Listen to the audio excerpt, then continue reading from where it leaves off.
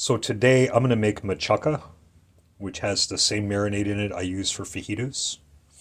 It's kind of like desha brada, but it has the peppers and onions in it from fajitas.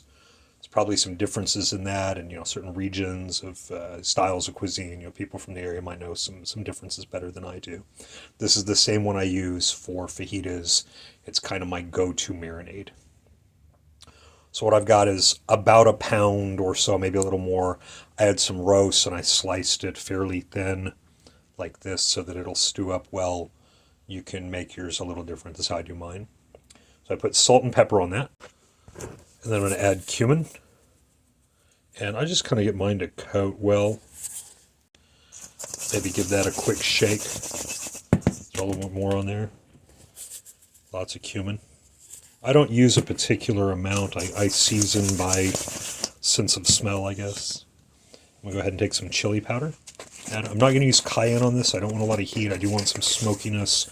I do want it to have some spice. I'm going to take just a little bit of just chili powder and put on there. Not a lot of what I'm using here. Just enough to bring out some flavor.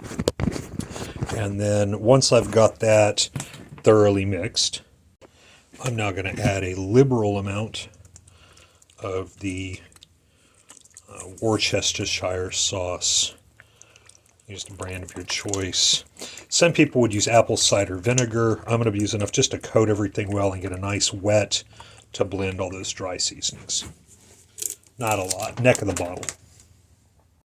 And for me, I use the juice of half a lime or a small lime. Some people might use apple cider vinegar. I've known people to use tequila or margarita mix, other things in their marinade. It's all going to cook out. So it's up to you. Maybe a Moscato if that's your thing.